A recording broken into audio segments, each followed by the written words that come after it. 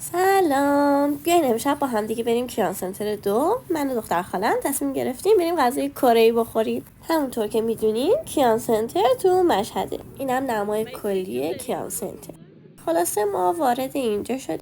با طبقه اول شروع کردیم. این مغازه کلی آف زده بود. همین بیلری که میبینین و از 1 خورده‌ای کرده بود 498 فکر میکنم.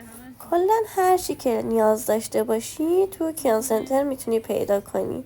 حتی شهربازی هم داره که ما آخر ویدیو اونجا میریم. این مغازه خیلی دکورش قشنگ و جذاب. من معمولا حوصله پله برقی ندارم، با آسانسور رفتیم بالا.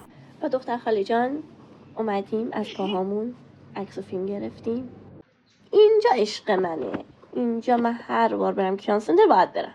اینقدر که این مغازه گوگلیه، همه چیزای خوشگل مشکل داره. دیگه رفتم از این پیکسلا گرفتم. اینجا هم دارم کلشو براتون فیلم میگیرم که نشون بدم.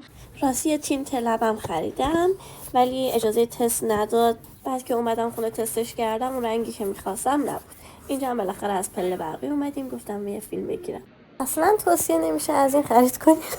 خب رسیدیم به فروشگاه مورد نظر من هر وقت میرم اینجا باید خرید کنم. هم قیمت مناسب داره، هم قیمت بالا، هم کلی تخفیف.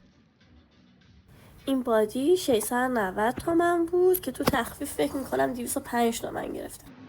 این بالای فرشه رو تازه گذاشتم، قبلا هم یکی بود کوچیک‌تر و این رو دیوار سفید بود که دیده نمیشد. اینم از شهربازی لگو سیتی. اینجا بچه ها رو مثلا ساعتی هم بخواین براتون نگهداری میکنن، ولی خب کلا مناسب 1 سال تا فکر کنم 10 سال باشه. ولی خب باز واسه بزرگترا بیلیارد و بولینگ و اینطور چیزا هم داره. حالا این کلیپ هایی که من الان دارم میذارم سری قبل گرفتم واسه شهربازیشو، ولی خب این دفعه خودم نرفتم. بخوام نظر کلی در مورد شهربازی لگو سیتی بدم، قبلا خیلی خوب بود. همه وسایل‌ها تمیز و مرتب و سالم بودن. برای تهیه کارت هم 2 مدل کارت داشت. یک کارتی بود که 1 بار مصرف بود به مبلغ 500 تومن. یک کارتی داشتش که VIP بود 1 تومن که مثلا میتونستی تا 2 تومن از وسایل استفاده کنی. ولی خب قیمتش آورده خیلی پایین تر. من این سری کارت گرفتم 500 تومن و 5 میلیون تو شارژ داشت.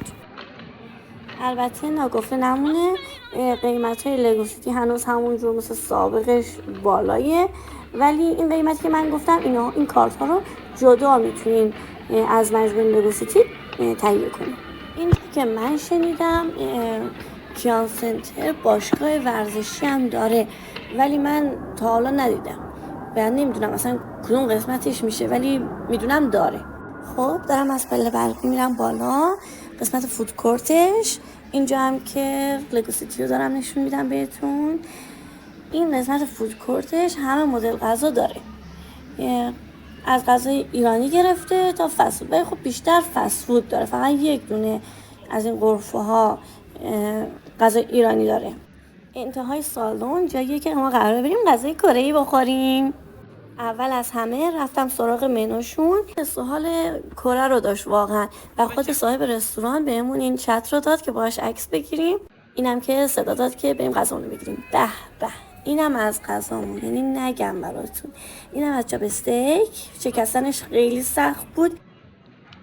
بچه ها این غذایی که الان دارین میبینین و من خوردم، یعنی لقمه اول میخواستم بالا بیارم، اینقدر که بوی آکواریوم میداد، افتضاح بود، ولی بقیهش خوشمزه بود.